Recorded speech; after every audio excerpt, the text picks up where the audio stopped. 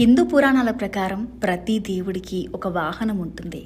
కానీ శివునికి నంది కేవలం ఒక వాహనం మాత్రమే కాదు, ఆయనకు అత్యంత ప్రీతిపాత్రమైన భక్తుడు, అనుచరుడు మరియు కైలాసానికి ద్వారపాలకుడు. పురాణాల ప్రకారం శిలాద మహర్షి తనకు మరణం లేని కుమారుడు కావాలని శివుని గురించి ఘోర తపస్సు చేశాడు. శివుడు ప్రత్యక్షమై శిలాదుడికి అయోగ్యుడైన కుమారుడిగా నందిని ప్రసాదించాడు.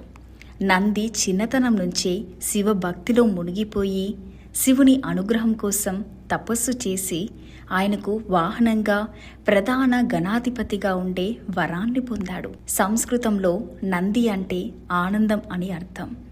ఆధ్యాత్మికంగా ఎద్దుని ధర్మదేవతగా పరిగణిస్తారు. లోకంలో అధర్మం పెరిగినప్పుడు ధర్మం ఒంటి కాలుపై నిలుస్తుందని చెప్తారు. శివుడు లయకారుడు అంటే అజ్ఞానాన్ని నశింపజేసేవాడు. ధర్మాన్ని మోస్తూ ఎల్లప్పుడూ సత్యమార్గంలో నడిచేవాడు కాబట్టి శివుడు ధర్మస్వరూపమైన నందిని తన వాహనంగా చేసుకున్నాడు. మనం ఏ శివాలయానికి వెళ్ళినా నంది శివలింగానికి ఎదురుగా కూర్చొని ఉండటాన్ని గమనిస్తాం.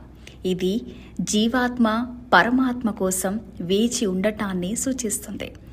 నంది కదలకుండా శివుని వైపు చూస్తూ ఉండడం అనేది ఒక యోగి యొక్క ఏకాగ్రతకు నిదర్శనం. తన సర్వస్వాన్ని దేవుడికి అర్పించి ఆయన ఆజ్ఞ కోసం ఎదురు చూసే భక్తుడికి నంది ఒక గొప్ప ఉదాహరణ. ఎద్దు ఎంతో బలమైనది, కానీ అది శివుని ముందు ఎంతో వినయంగా ఉంటుంది.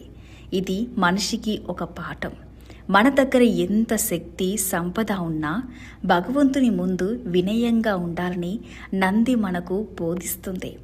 శివాలయాల్లో నంది చెవులో కోరికలు చెప్పే ఆచారం కూడా ఉంది.